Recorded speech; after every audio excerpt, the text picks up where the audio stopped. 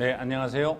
이번 2장에서는 아이디어 사업화 프로세스의 첫 번째 단계인 아이디어 발굴 방법에 대해서 알아보도록 하겠습니다.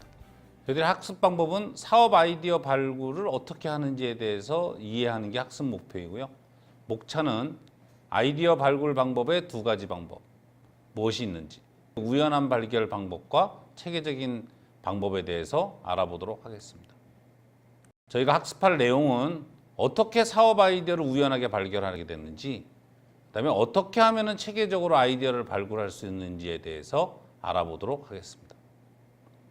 아이디어 발굴 방법 두 가지, 첫 번째로 창업 아이디어 발굴 절차를 일단 확인을 해보고 그다음에 창업 아이디어 발굴 두 가지 방법에 대해서 소개해 드리도록 하겠습니다.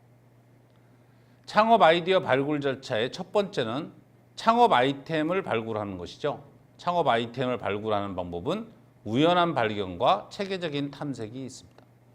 그러면 아이디어를 갖다가 발견하고 나면 시장성, 기술성, 수익성, 독창성 같은 창업 아이템의 타당성을 검토를 해야겠죠. 이 검토가 끝나면 창업 아이템을 그 중에서 선정을 하는 것으로서 어떤 제품을 만들 것이냐, 어떤 서비스를 만들 것이냐를 갖다가 결정하는 것으로 창업 아이템의 발굴 절차를 보도록 하겠습니다. 그러면 사업 아이디어를 발굴하는 방법에는 두 가지가 있는데, 첫째는 우연한 발견입니다. 대체로 창업자가 예상치 않았던 우연한 기회로 사업 아이템을 얻는 경우인데요. 과거의 경험, 지식, 외부에서 얻은 정보, 취미 활동 등을 통해서 창업 아이템을 확보를 할 수 있는 것입니다. 둘째로는 체계적인 탐색을 통했는데, 어떤 체계적인 탐색이냐? 창업가가 창업을 목적으로 창업 아이템을 찾는 체계적인 방법. 첫째는 소비자의 니즈, 소비자가 무엇을 원하는지를 갖다 분석하고, 두 번째는 기존 제품과 서비스를 분석하는 방법, 세 번째는 기술의 변화 분석, 네 번째는 정보 정책에 대한 분석, 다섯 번째는 메가 트렌드.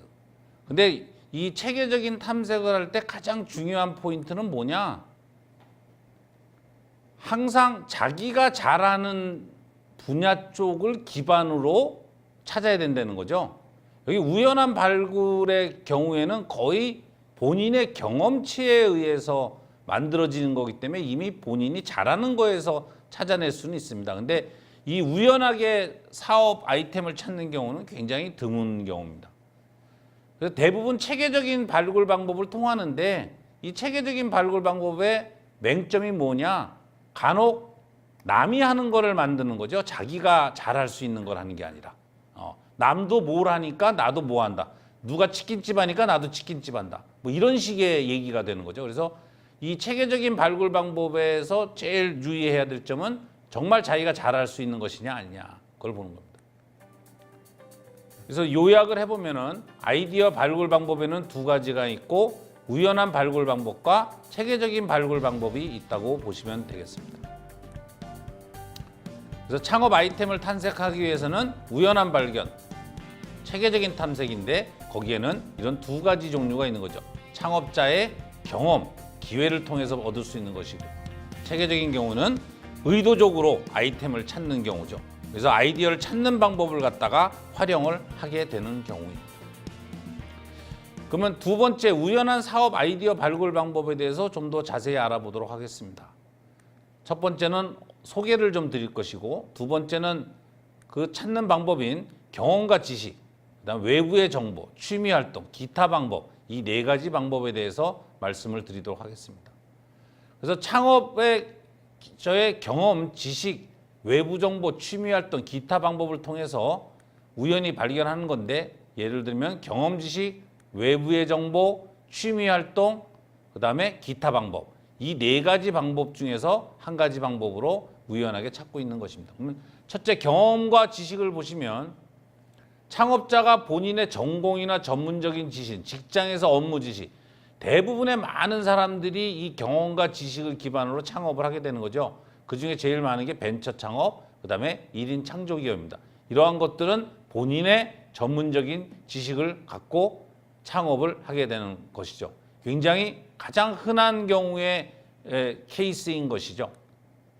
두 번째는 외부의 정보를 갖다가 활용을 하는 케이스입니다. 그러니까 주변에 있는 전문적인 지식들, 다양한 사회적 네트워크, 미디어 전시회 이런 쪽 전문가 집단에 대한 것, 그다음에 주변에 있는 전시회나 세미나를 통해서 그래서 인적 네트워크나 인터넷 미디어, 전시회 박람회, 세미나 같은 것을 통해서 창업 아이템을 발굴하게 되는 거예요. 그래서 사업을 제대로 하려고 하면 많은 전시회를 다니라고 하죠. 그 이유 중에 하나인 거죠. 전시회를 많이 가면 남들의 아이디어를 볼 수 있어서 새로운 창업 아이템을 발굴할 수 있는 것입니다. 그래서 새로 사업을 시작하시는 분들한테 가장 많이 권하는 것이 전시회를 많이 가봐라. 이런 세미나 같은 곳에 많이 가봐라. 거기 가면은 아이디어가 많이 있을 것이다. 그다음 취미 활동이죠. 자기가 많은 오랜 동안 취미 활동을 하다 보면 거기에 대해서 상당한 지식을 갖게 되는 거죠. 그래서 관심 분야의 특성을 알게 되고 관련 업계에 대한 동향도 잘 알고 그다음에 그쪽에 있다 보니까 고객의 요구가 무엇인지도 알 수 있고 이쪽에 오래 있다 보니까 전문가적인 안목이 있어서 보통 자기가 취미 생활을 하다가 사업을 갖다가 창업하는 분들이 많습니다. 특히 퇴직을 한 다음에 자기가 고전에 하던 무슨 뭐 운동이나 아니면 취미 생활 이런 것들을 갖고 제2의 인생을 살아가는 사람들이 많습니다. 네 번째는 외부 제안이죠. 친구나 친척들이 야, 이 사업하는데 같이 한번 하자. 아니면 동료들이 사업을 갖다 같이 하자. 뭐 이런 식으로 외부의 제안을 받는 경우가 있고요. 또 한 가지는 지금 현재 하고 있는 사업을 갖다가 확장하면서 하게 되는 경우도 있는 거죠. 예를 들면 경영 교육용 콘텐츠 개발을 전문화하는 한 회사가 컨설팅 사업에 대한 획기적인 아이디어를 얻어 새로운 회사를 설립한 이런 사업의 확장의 케이스. 그다음에 예상치 못한 발견이 있는 거죠. 연구 개발을 하다가 이런 경우들이 많이 생기는데 그 한 예가 3M의 포스트잇이죠. 만들어서 실패한 줄 알았는데 그것이 굉장한 대박으로 변한 것이죠. 그래서 예상치 못한 그 발견은 주로 연구 개발하는 쪽에서 많은 경우가 발생을 합니다. 그래서 요약을 해보면은 우연한 발굴 방법에는 4가지가 있고 경험과 지식, 외부의 정보, 취미 활동, 그다음에 기타 방법이 있는데 여러분들이 창업을 하고자 하면은 이렇게 본인이 갖고 있는 경험, 지식, 외부의 정보, 취미 활동 등을 통해서 어떤 창업 아이템을 발굴할 수 있는 기회가 발생합니다. 앞으로 여러분들이 시간이 되시면은 이렇게 경험과 지식 이런 케이스에 여기다 작성해 보시고 그다음에 창업 아이템들을 작성해 보시면 좀 더 확실하게 실습을 하실 수가 있습니다.